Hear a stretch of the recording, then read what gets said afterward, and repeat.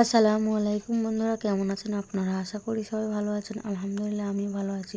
আবার একটি নতুন ভিডিও নিয়ে আপনাদের সঙ্গে চলে এসেছি মিজানুর রহমান আজহারীর ওয়াজ। আপনারা যারা যারা মিজানুর রহমান আজহারীর ওয়াজ শুনতে ভালোবাসেন তারা ফুল ভিডিওটি দেখতে থাকেন, আশা করি ভালো লাগবে। কোরআনে কারিমে যে সমস্ত নারীর উল্লেখ আছে আমরা একটু জানার চেষ্টা করি সংক্ষেপে। প্রথমেই সবার আগে যার নাম আসে মারিয়াম, যার আলোচনা কোরআনের পৃষ্ঠায় পৃষ্ঠায় পাড়ায় পাড়ায় সুরায় সুরায় রয়েছে, বিভিন্ন জায়গায় জায়গায় আল্লাহ তাআলা করেছেন। সেই মারিয়াম তিনি হলেন গোটা পৃথিবীর কিয়ামত পর্যন্ত আগত আমাদের সকল মা বোনদের জন্য সবচেয়ে উজ্জ্বল উদাহরণ, সবচেয়ে উজ্জ্বল দৃষ্টান্তগুলোর একটি। কোরআনে মারিয়ামের পাশাপাশি আমাদের মা, মুমিনদের মা উম্মুল মুমিনিন নবীপত্নী আয়েশা রাদিয়াল্লাহু তাআলা আনহা, তার সম্পর্কে সূরা নূরে কয়েকটি আয়াতে আল্লাহ রাব্বুল আলামিন আলোকপাত করেছেন। আমরা অনেকে জেনে থাকব আয়েশা রাদিয়াল্লাহু তাআলা আনহার চরিত্রে কালিমা লেপনের অপচেষ্টা এবং ঘৃণ্য কর্ম করেছিল মুনাফিকরা। আল্লাহ রাব্বুল আলামিন তার পুততা, পবিত্রতা, তার সতীত্ব এবং তার ব্যাপারে যে মিথ্যা অপবাদ দেওয়া হয়েছে সেই মিথ্যা অপবাদ এবং ষড়যন্ত্র সম্পর্কে কোরআনে কারিমে অনেকগুলো আয়াত নাজিল করেছেন।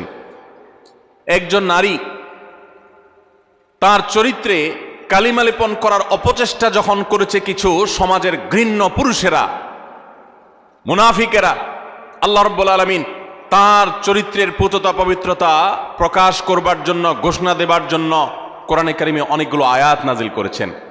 একজন নারী হিসেবে, একজন মুসলিম মেয়ে হিসেবে এই ঘটনা নিশ্চয়ই আমাদের জন্য আনন্দদায়ক, এই ঘটনা নিশ্চয়ই আমাদের জন্য প্রেরণাদায়ক।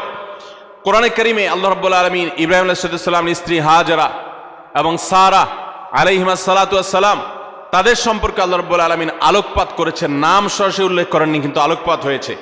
কোরআনে কারিমে জাকারিয়া আলাইহিস সালামের স্ত্রীর আলোকপাত হয়েছে, মূসা আলাইহিস সালামের মায়ের আলোচনা হয়েছে, কোরআনে মূসা আলাইহিস সালামের বোনের আলোচনা হয়েছে, কোরআনে মূসা আলাইহিস সালামের স্ত্রীর আলোচনা হয়েছে যিনি ছিলেন শুআয়ব আলাইহিস সালামের মেয়ে, কোরআনে ফেরাউনের স্ত্রী আসিয়ার আলোচনা হয়েছে, কোরআনে বিলকিসের আলোচনা হয়েছে, কোরআনে ঈসা আলাইহিস সালামের নানি ইমরাতে ইমরান মারিয়ামের মায়ের আলোচনা হয়েছে, কোরআনে আইয়ুব আলাইহিস সালামের স্ত্রীর আলোচনা ইঙ্গিত হয়েছে, এবং কোরআনে উম্মাহাতুল মুমিনিন সমস্ত নবীপত্নীগণ, আমাদের মাগণ, প্রিয় নবী সাল্লাল্লাহু আলাইহি সাল্লামের স্ত্রীগণ, সম্মানিতা স্ত্রীগণ, তাদের আলোচনা হয়েছে।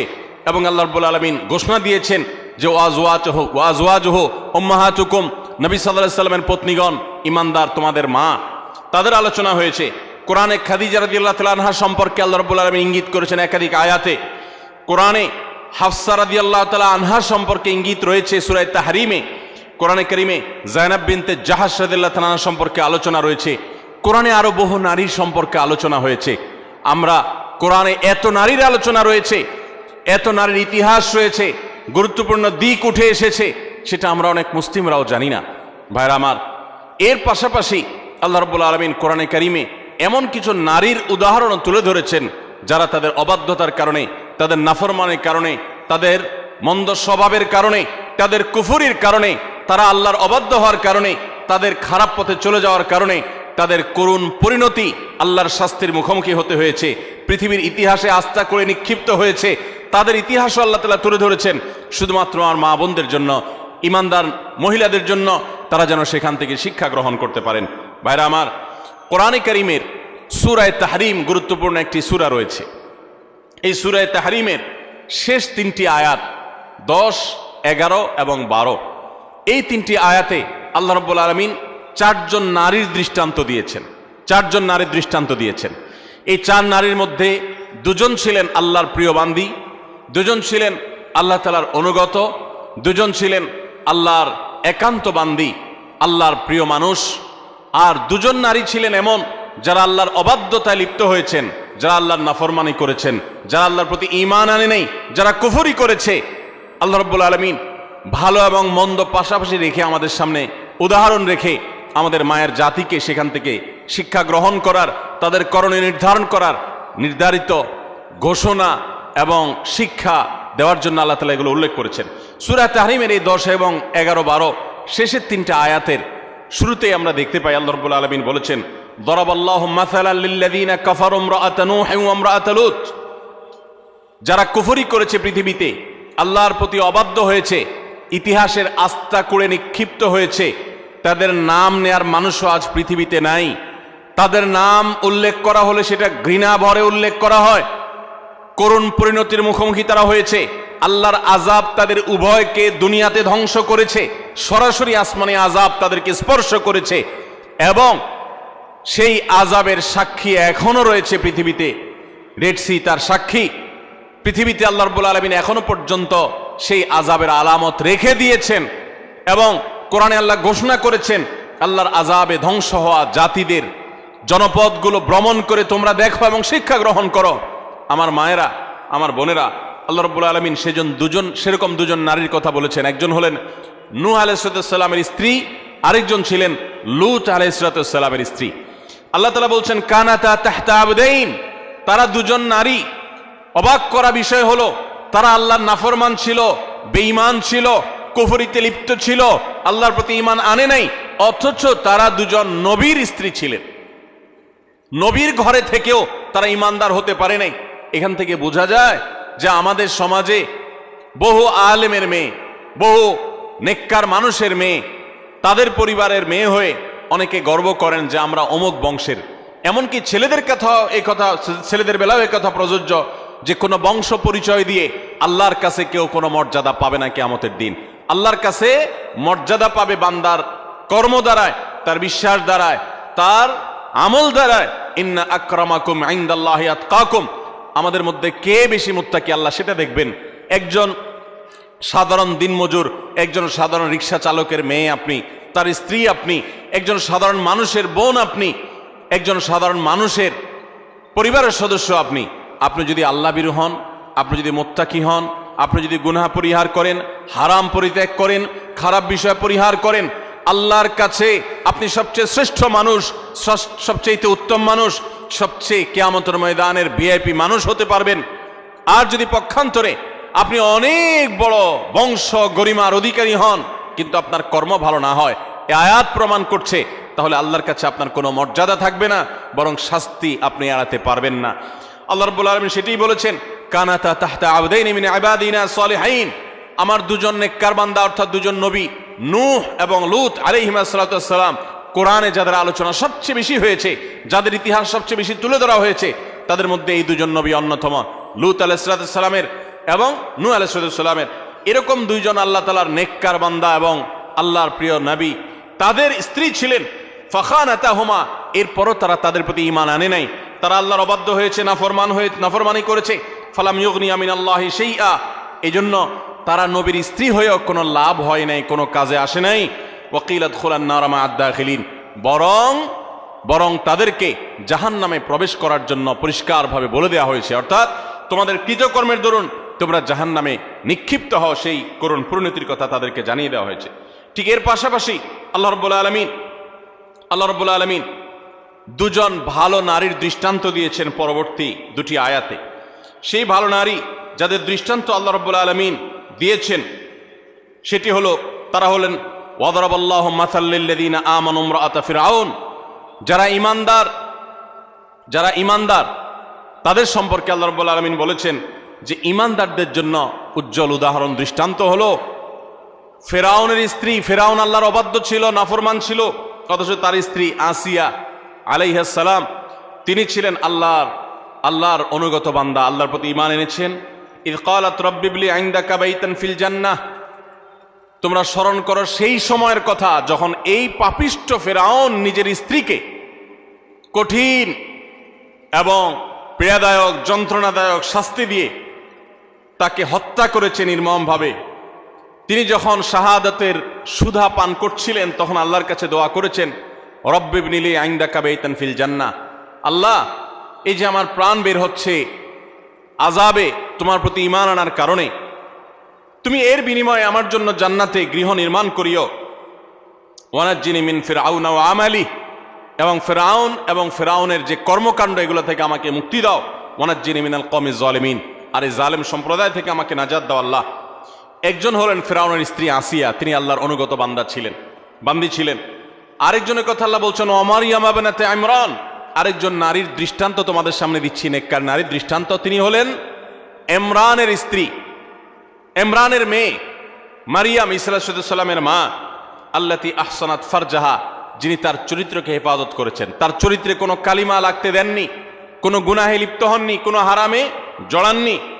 তিনি পরিপূর্ণ পুত পবিত্রা একজন নারী ছিলেন, সচ্চরিত্রবান একজন মানুষ ছিলেন। ফানাফাখনা ফীহি মির রূহিনা, তো আল্লাহ তাআলার রূহ, আল্লাহর বিশেষ অর্ডার তার কাছে এসেছে, যার ফলশ্রুতিতে ঈসা আলাইহিস সালামের মতো সন্তান বাবা ছাড়া সরাসরি আল্লাহর নির্দেশে অলৌকিকভাবে তিনি জন্ম দিয়েছেন।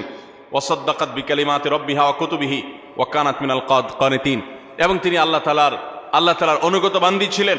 আল্লাহর কালিমাতকে তিনি বিশ্বাস করেছেন, আল্লাহর কিতাব, আসমানি কিতাবকে বিশ্বাস করেছেন, আল্লাহর অনুগত বান্দী ছিলেন। তাহলে এই তিনটি আয়াতে সূরা তাহরিমে আমরা চারজন নারীর দৃষ্টান্ত পেলাম গোটা দুনিয়ার সমস্ত নারীদের জন্য। এই চারজন নারীর দৃষ্টান্ত অনেক গুরুত্বপূর্ণ, শিক্ষণীয়।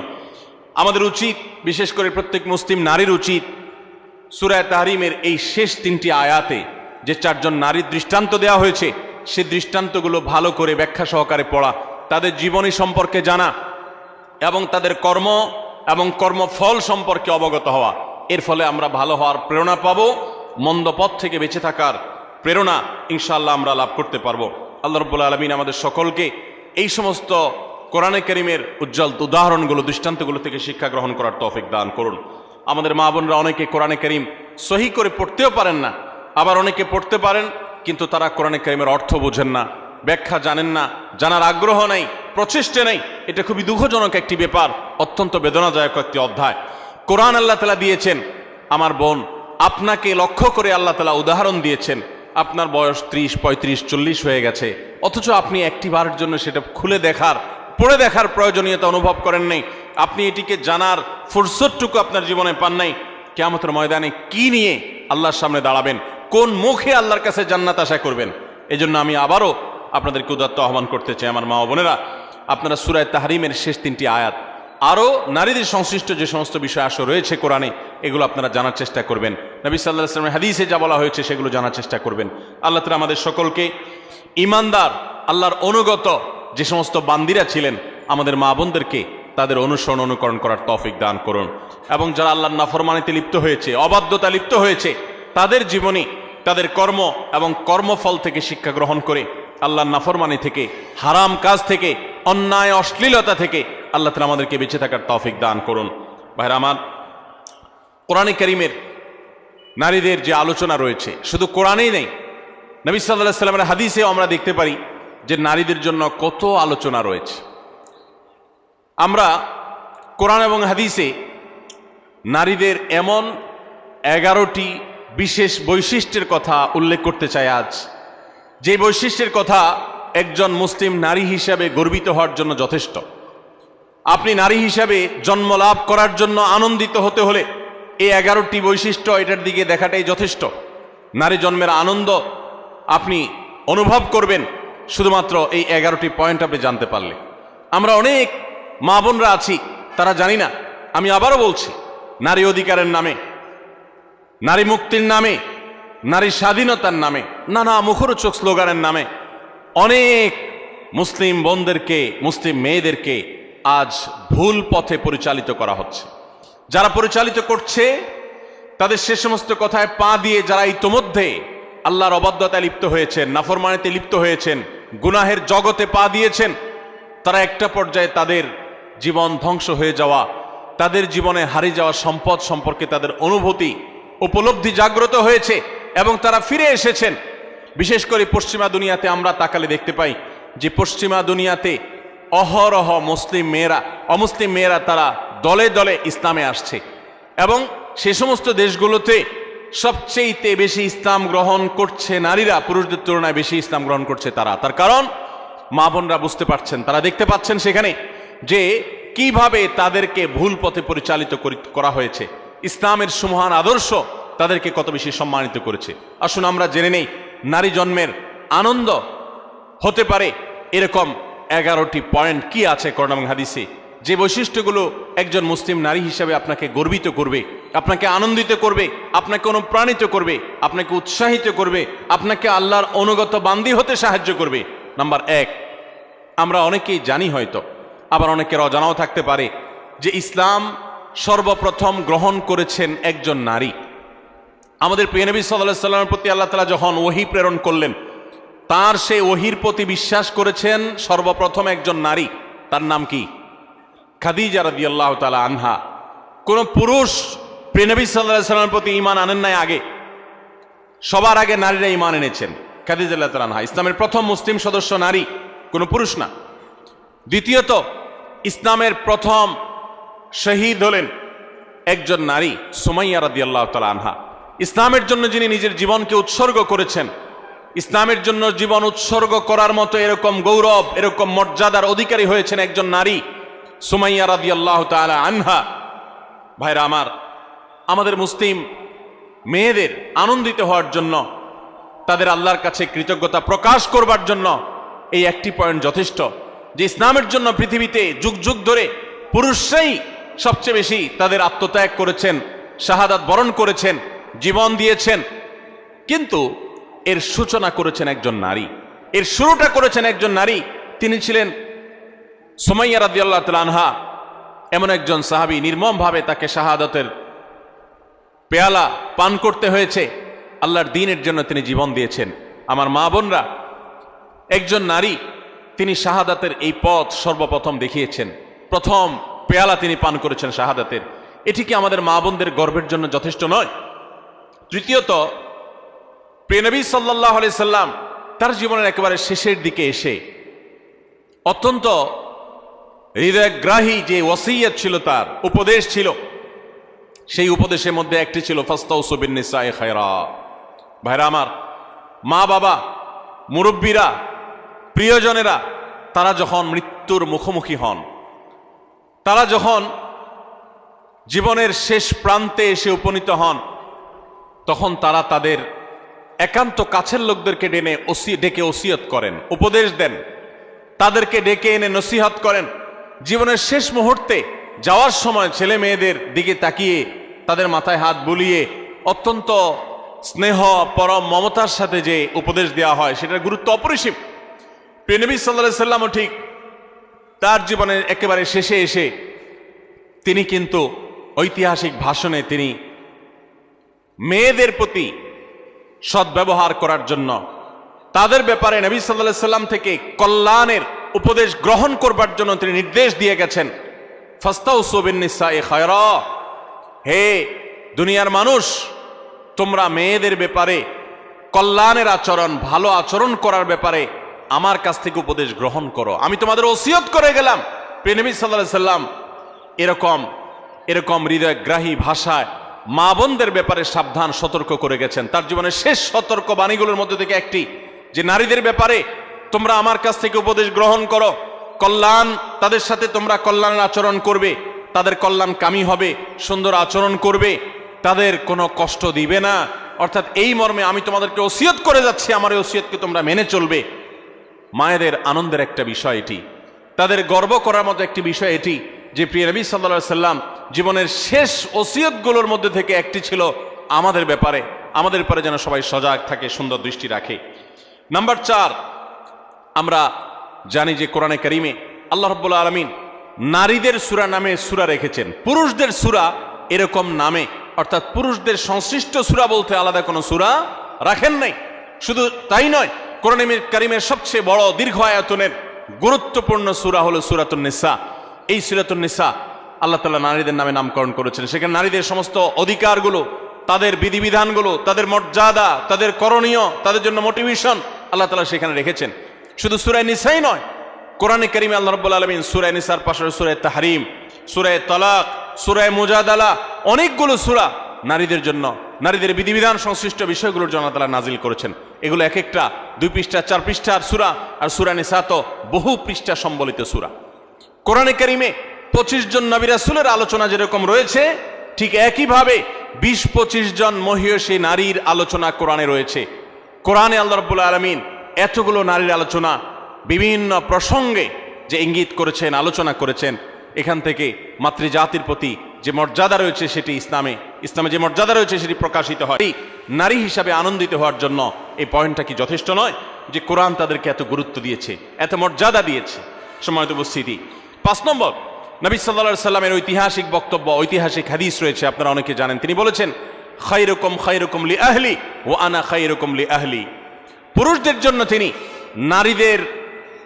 নারীদের কাছ থেকে ভালো হওয়ার সার্টিফিকেট নেওয়াকে ভালো হওয়ার পূর্ব শর্ত হিসেবে উল্লেখ করেছেন। এটা নারী জাতির জন্য আনন্দের বিষয় যে পৃথিবীর কোন পুরুষ তিনি আল্লাহর খাতায় ভালো, এটা তার নাম লেখাতে হলে, আল্লাহর কাছে ভালো প্রমাণ হতে হলে তার স্ত্রীর কাছে তিনি ভালো এই সার্টিফিকেট নিতে হবে। সার্টিফিকেট নেওয়া বলতে কাগজে সার্টিফিকেট না।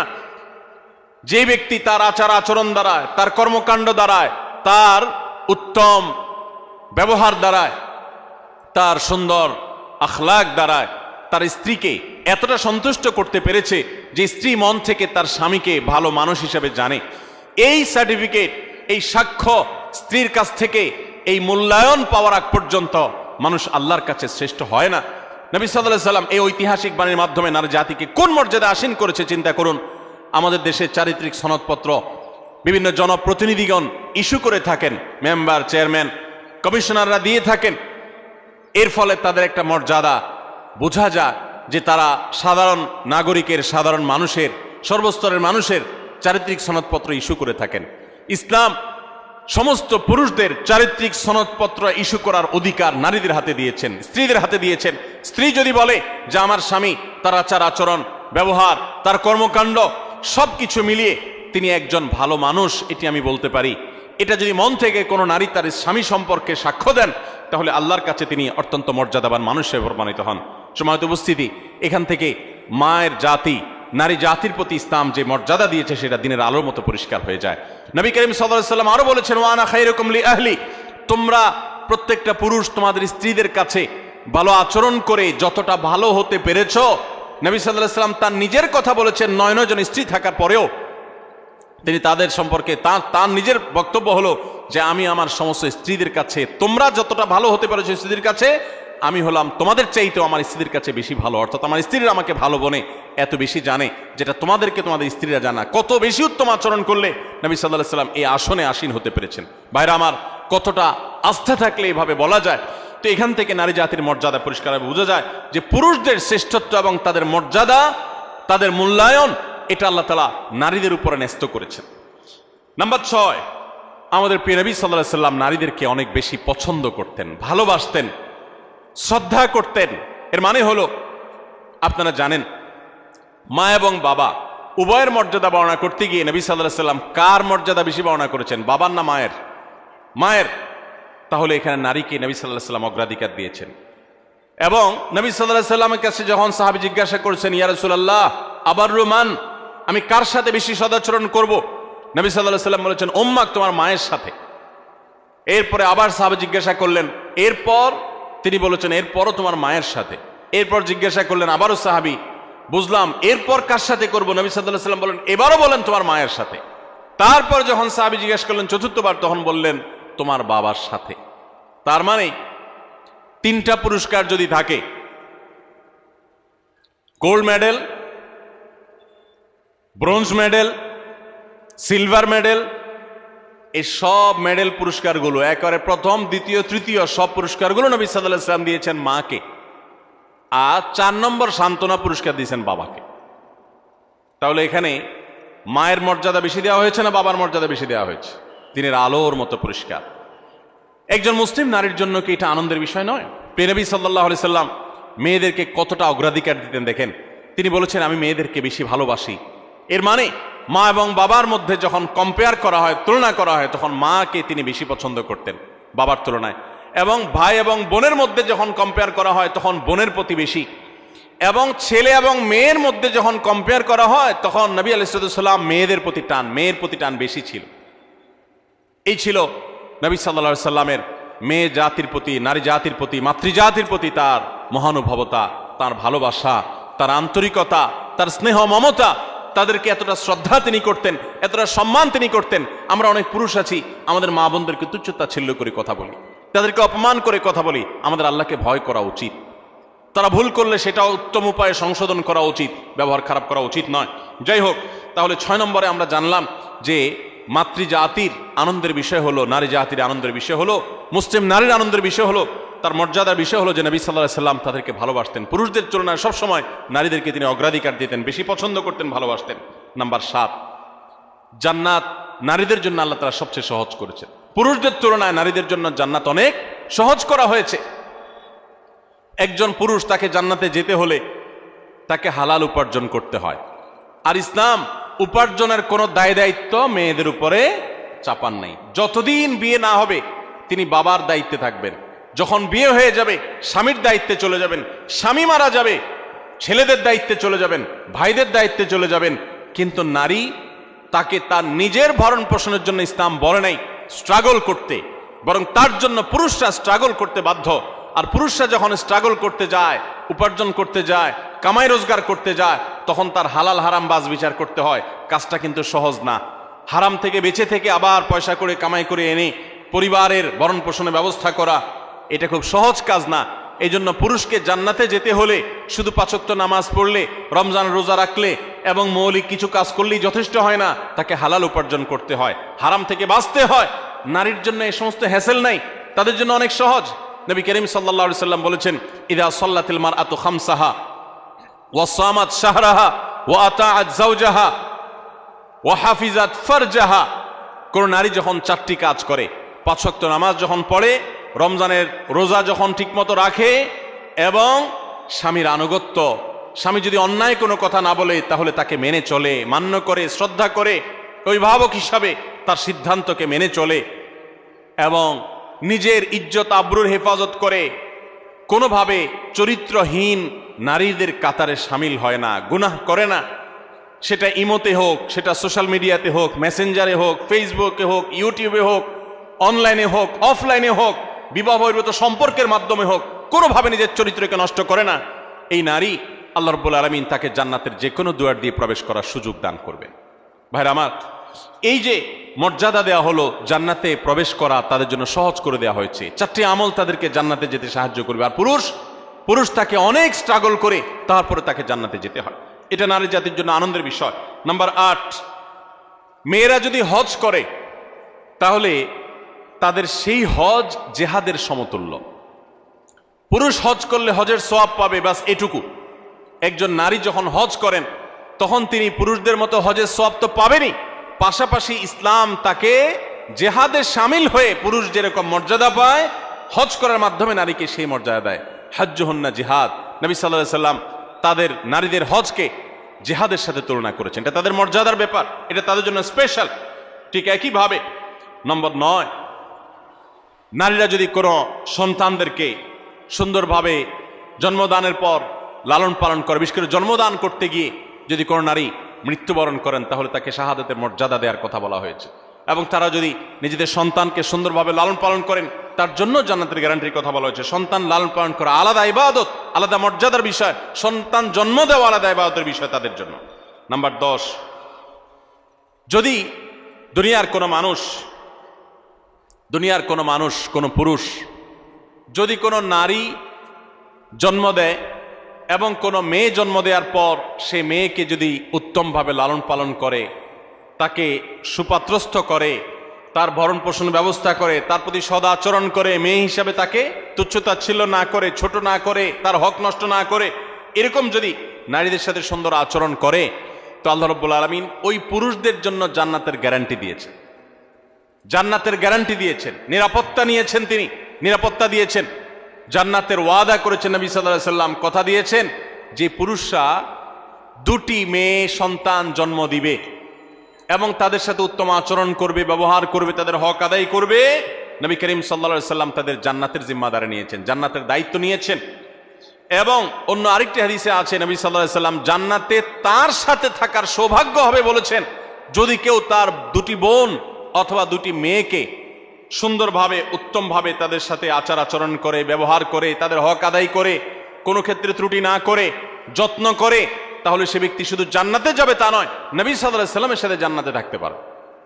ভাইরা আমার, কোরআন এবং হাদিসের কোথাও আমি আজও পর্যন্ত পাই নাই 1 ডজন ছেলে জন্ম দিলে, 1 ডজন ছেলে জন্ম দিলে, 10টা 12টা ছেলে জন্ম দিলে, তাদের সাথে সুন্দর আচরণ করলে, কোরআন হাদিসে কোথাও তার জন্য ফজিলত মর্যাদা হিসাবে স্পেশাল ভাবে জান্নাতে যাওয়ার ঘোষণা, নবী সাল্লাল্লাহু আলাইহি ওয়াসাল্লামের সাথে জান্নাতে থাকার সৌভাগ্যের কথা কোথাও ঘোষণা করা হয়েছে এমন কোনো হাদিসের কথা আমি জানি না, এমন কোনো আয়াত কোরআনে নাই।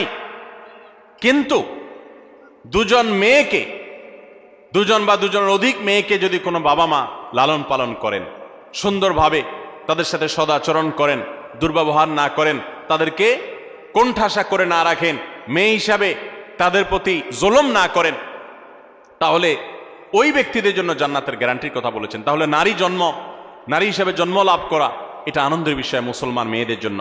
ইসলাম তাদেরকে এত মর্যাদা দিয়েছে। ভাইরা আমার, 11 নম্বর নারী হিসাবে জন্ম লাভের যে আনন্দ আমাদের জন্য রয়েছে তা হলো নবী করিম সাল্লাল্লাহু আলাইহি সাল্লাম পরিষ্কারভাবে জানিয়েছেন, মান বুলিয়া মিন হাদিহিল বানাতি শাইআ, যদি কোনো মেয়ে দিয়ে আল্লাহ তাআলা কাউকে পরীক্ষায় ফেলে দেন। অনেক বাবা আছেন না, মেয়েদেরকে নিয়ে বিপদে আছেন, যে মেয়ে হয়েছে তার এই জন্য অনেক কথা শুনতে হয়। অনেক মহিলা আছে না এখনো, যে একটার পর একটা মেয়ে হয়, সমাজের মানুষ নানান বাজে কথা বলে মূর্খতার কারণে, অজ্ঞানতার কারণে। অনেক বাবা আছেন মেয়ে হয়েছে এই জন্য জামাই বেন সাহেবের অনেক কটু কথা তাকে শুনতে হয়। অনেক সময় তালাক প্রাপ্ত হয়ে মাজলুম হয়ে সে মেয়ে বাবার বাড়িতে ফিরে আসেন। তো কোনো মানুষ, সে বাবা হোক, সে স্বামী হোক, সে ভাই হোক, কোনো মানুষ যদি কোনো মেয়েকে নিয়ে বিপদে পড়ে বা তার কারণে তার মুখটা একটু ছোট হয় বা পরীক্ষায় পড়ে কোনোভাবে, এবং সে যদি এরপরে ওই মেয়ের প্রতি অসদাচরণ না করে, ফাহসানা ইলাইহিন্না, বরং ওই মেয়ের সাথে ভালো আচরণ করে। বাবা, মেয়ে তালাক প্রাপ্ত হয়ে আসছে, কটু কথা বলে না, ভাইরা খোঁচা দিয়ে কথা বলে না যে স্বামী সংসার করতে পারস নাই, এসে উঠছিস আমাদের ঘরে, বরং তারা তার প্রতি সদাচরণ করে, আল্লাহর ফয়সালা মেনে নিয়ে তারা সুন্দর আখলাক দেখায়। এরকম যদি কেউ করে তো ওই পুরুষদের জন্য, ওই মানুষদের জন্য নবী সাল্লাল্লাহু আলাইহি সাল্লাম বলেছেন, কুন্না লাহু সিতরাম মিনান নার, এই নারী যার কারণে তারা একটু কষ্টের মধ্যে পড়েছে, একটু পরীক্ষার মধ্যে পড়েছে, একটু সমাজে তারা হেয় হয়েছে, জুলুমের শিকার হয়েছে, তো বোনের কারণে, মেয়ের কারণে যে বাবা, যে ভাই এতটুকু কোণঠাসা পরিস্থিতিতে পড়েছেন, এরকম জটিলতার মধ্যে পড়েছেন, তারা যদি সবর করেন এবং তারা যদি মেয়ের সাথে এর কারণে খারাপ আচরণ না করেন, ভালো আচরণ করেন, তো নবী সাল্লাল্লাহু আলাইহি সাল্লাম বলেছেন এই মেয়ে কিয়ামতের ময়দানে তাদের জাহান্নাম থেকে বাঁচার ডাল হবে, জাহান্নাম থেকে বাঁচার কারণ হবে। এর কারণে, এর প্রতি সদাচরণ করার কারণে আল্লাহ তাআলা তাদের কৃতকর্মের কারণে জাহান্নামে যাওয়ার মতো হলেও আল্লাহ তাআলা তাদেরকে হেফাজত করবে। অতএব আমাদের সমাজে যারা এখনো মা বোনদের প্রতি এই ধরনের আচরণ করেন তাদের সাবধান হওয়া উচিত, সতর্ক হওয়া উচিত। আল্লাহ তাআলা আমাদেরকে সেই তৌফিক দান করুন। তাহলে আমরা 11টি পয়েন্টের কথা জানলাম। এই পয়েন্টগুলো থেকে আমরা স্পষ্ট বুঝতে পারলাম যে ইসলাম একজন নারীকে কোন মর্যাদায় আসীন করেছে। ভাইরা আমার, ইসলাম যখন নারীকে এতগুলো মর্যাদা দিয়েছে, ওই সময় নারীর অবস্থা কি ছিল জানেন? আজকে পৃথিবীতে নারীকে নিয়ে অনেক মুখরোচক কথা বলার মানুষ আছে। এই মানুষগুলোর যখন জন্ম পৃথিবীতে হয় নাই, ইসলাম তখন নারীকে আকাশে তুলেছে। মেয়ে সন্তান হলে কোরআনে সেই ইতিহাস আল্লাহ তাআলা উল্লেখ করেছেন, ওয়াইদাল মাউউদাতু সুইলাত বিআইয়ি যামবিন কুতিলাত। কোন বাবার সন্তান হিসাবে যখন মেয়ে হতো তখন সে জীবন্ত সে মেয়েকে মাটির নিচে পুঁতে ফেলত। এরকম নিকৃষ্ট আচরণ করা হতো মেয়েদের সাথে। এবং আল্লাহ তাআলা আরো বলেছেন, ওয়াইদা বুশিরা আহাদুহুম বিল উনসা যাল্লা ওয়াজহুহু মুসওয়াদ্দান ওয়া হুয়া কাযীম। জাহিলি যুগে, ইসলাম আসার আগে পৃথিবীতে আরবে যখন কাউকে তার কন্যা সন্তান হয়েছে সংবাদ দেয়া হতো, কারো সন্তান হয়েছে যদি বলা হতো মেয়ে হয়েছে, তখন তার মুখটা কালো হয়ে যেত। ইয়াতাওয়ারা মিনাল কওম মিন সুই মা বুশিরা বিহি, তখন সে মুখ লুকাতো, মানুষের সামনে যেত না, লজ্জা বোধ করত যে তার মেয়ে হয়েছে। দেখুন, সেই রকম একটি বর্বর সমাজের মধ্যে যখন নারী হিসাবে জন্মগ্রহণ করাটাকে অপরাধ মনে করা হতো, স্ত্রীর সাথে যখন পশু পাখির মতো, প্রাণীর মতো, চতুষ্পদ জন্তুর মতো আচরণ করা হতো, মাসিক হলে একটা ঘরে বন্দি করে রাখা হতো, ওখানে পুরুষ যেত না, গবাদি পশুর মতো আচরণ করা হতো। এই রকম সমাজে ইসলাম নারীকে এমন মর্যাদা দিয়েছে যে সেই মর্যাদায় পৃথিবীর ইতিহাসে কখনো নারীকে কেউ তুলতে পারে নাই। কিয়ামত পর্যন্ত যতই নারী মুক্তির স্লোগান দেওয়া হোক, যতই ক্যাম্পেইন করা হোক, ইসলাম যে জায়গায় নারীকে নিয়ে বসিয়েছে ওই জায়গায় কখনো বসাতে কেউ পারবে না। এতগুলো মর্যাদার কথা ইসলাম নারীদের জন্য দিয়েছেন। আমাদের অনেক মা বোন, এমনকি অনেক পুরুষরা, আমরা অনেক মুখরোচক স্লোগান শুনে প্রতারিত হয়ে যাই, আমরা ধোকায় পড়ে যাই, আমরা এই সমস্ত প্রতারণার ফাঁদে পড়ে আমাদের ঈমান আমল নষ্ট করি, কোরআন হাদিসের প্রতি আমাদের আস্থা নষ্ট হয়ে যায় অনেকের। দেখুন, ইসলাম একজন নারীকে যে মর্যাদাগুলো দিয়েছে, এই 11টি মর্যাদার কথা আমরা আবারও এক নজরে বলে দিচ্ছি। নাম্বার 1, প্রথম ইসলাম গ্রহণ করার গৌরব আল্লাহ তাআলা একজন নারীকে দিয়েছেন, কোন পুরুষকে দেন নাই।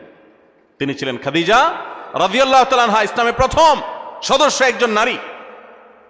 আবু বকর রাদিয়াল্লাহু তাআলা তারপর ইসলাম গ্রহণ করেছেন। সবার আগে ইসলাম গ্রহণ করেছেন কে? খাদিজা রাদিয়াল্লাহু তাআলা আনহা। নারী জাতির জন্য কত গৌরবের বিষয়, এটা আল্লাহ তাআলা এই মর্যাদা দিয়েছেন তাদেরকে। দ্বিতীয়ত, ইসলামের জন্য সবচেয়ে বড় আত্মত্যাগের বিষয় হলো শাহাদাত, নিজের জীবন আল্লাহর রাস্তায় বিলিয়ে দেওয়া। ইসলামের জন্য সর্বপ্রথম জীবন বিলিয়ে দেওয়ার এই মর্যাদা, এই গৌরব আল্লাহ তাআলা দিয়েছেন একজন নারীকে, তিনি ছিলেন সুমাইয়া রাদিয়াল্লাহু তাআলা আনহা। তৃতীয়ত, প্রিয় নবী সাল্লাল্লাহু আলাইহি সাল্লামের বিদায় হজে তার জীবনের শেষের দিকে যে ঐতিহাসিক বক্তব্য দিয়েছেন, সেই ঐতিহাসিক ভাষণে যাদের প্রতি বিশেষ যত্নশীল হওয়ার জন্য পুরুষদেরকে, অন্য সবাইকে নির্দেশ করেছেন, তারা হলেন নারীরা। ফাস্তাউসু বিন-নিসাই খায়রা, তোমরা মেয়েদের প্রতি সদাচরণ করার ব্যাপারে আমার কাছ থেকে ওসিয়ত গ্রহণ করো, আমি ওসিয়ত করতেছি তোমাদেরকে। নবী সাল্লাল্লাহু আলাইহি সাল্লাম নারীদের প্রতি সদাচরণ করার ওসিয়ত করে গেছেন, এটা নারী জাতির জন্য গৌরবের বিষয়। নাম্বার 4, কোরআনে কারীম নারী জাতিকে এত গুরুত্ব দিয়েছে যে কোরআনের সবচেয়ে বড় সূরাগুলোর একটি হলো সূরাতুন নিসা, নারীদের সূরা। সূরায়ে নাজিল করেছেন আল্লাহ তাআলা নারীদের সূরা বলে। পুরুষদের সূরা বলতে, সূরাতুর রিজাল বলতে কোনো সূরা নাই, নারীদের সূরা বলতে সূরা আছে। শুধু তাই নয়, কোরআনে কারীমে এই সূরায় যেরকম নারীদের অধিকার, তাদের জন্য উপদেশ, তাদের প্রতি অন্যদের কর্তব্য, তাদের সংশ্লিষ্ট বিধিবিধান আলোকপাত করেছেন, ঠিক একইভাবে কোরআনে কারীমে আরো অনেকগুলো গুরুত্বপূর্ণ সূরা, কয়েক পৃষ্ঠাব্যাপী যে সমস্ত সূরা রয়েছে, সূরা তাহরিম, সূরা তালাক, সূরা মুজাদালা, নারীদের জন্য উল্লেখ করেছেন। কোরআনে 25 জন নবী রাসূলের যেরকম আল্লাহ তাআলা আলোচনা করেছেন, 20-25 জন মহিষী নারীর আলোচনা করেছেন। মারিয়ামের আলোচনা, আয়েশার আলোচনা, সারা হাজারের আলোচনা, যাকার স্ত্রীর আলোচনা, মুসা ইসলামের মায়ের আলোচনা, মুসা ইসলামের স্ত্রী শোয়েব ইসলামের মেয়ের আলোচনা, মুসা ইসলামের বোনের আলোচনা, উম্মাহাতুল মুমিনিনের আলোচনা, নবীপত্নীদের আলোচনা, বিলকিসের আলোচনা, ফেরাউনের স্ত্রী আসিয়ার আলোচনা, ইমরানের স্ত্রী তার আলোচনা, ঈসা ইসলামের নানী ঈসা ইসলাম মারিয়ামের আলোচনা, এবং আইয়ুব আলাইহিস সালামের স্ত্রীর আলোচনা, এবং খাদিজা রাদিয়াল্লাহু তাআলার আলোচনা, আয়েশা রাদিয়াল্লাহু তাআলার আলোচনা, হাফসার আলোচনা, যারাব বিনতে জাহাশ রাদিয়াল্লাহু তাআলা আনহুন্না তাদের আলোচনা, এরকম আর অনেক নেককার মহিষী নারীর আলোচনা কোরআন উল্লেখ করেছেন। এ থেকে কোরআন যে নারীদের মর্যাদা সেটি বোঝা যায়। নাম্বার 5, নবী সাল্লাল্লাহু আলাইহি সাল্লাম বলেছেন, তোমাদের মধ্যে সবচেয়ে উত্তম সে যে ব্যক্তি তার স্ত্রীর কাছে ভালো হতে পেরেছে, যার স্ত্রী তার ব্যাপারে সাক্ষ্য দেয় যে আমার স্বামী একজন আসলে আপাদমস্তক ভালো মানুষ, ভেতর থেকে সাক্ষ্য যে নিতে পারে, এই মূল্যায়ন যে নিতে পারে, সেই হলো প্রকৃত অর্থে ভালো মানুষ। নারীদের কাছে পুরুষদের মর্যাদার মূল্যায়নের চাবিকাঠি এবং সুইচ নবী সাল্লাল্লাহু আলাইহি সাল্লাম তাদের হাতে দিয়ে দিয়েছেন। কত বড় মর্যাদার বিষয়টি তাদের জন্য। নাম্বার 6, নবী সাল্লাল্লাহু আলাইহি সাল্লাম সবসময় নারীদেরকে বেশি অগ্রাধিকার দিতেন, পুরুষের তুলনায় বেশি পছন্দ করতেন, ভালোবাসা দিতেন, স্নেহ মমতা দিতেন। এজন্য মেয়েদের প্রতি তার ভালোবাসা ছিল অনেক বেশি। শুধু তিনি নন, ইমাম মালিক রাহমাতুল্লাহ আলাইহি বলেছেন, আল আম্বিয়া ওয়া আবুল বানাত, নবীগণ হলেন মেয়েদের বাবা। বেশিরভাগ নবীদেরকে আল্লাহ তাআলা মেয়ে সন্তান বেশি দিয়েছেন, এটা তাদের জন্য গৌরবের।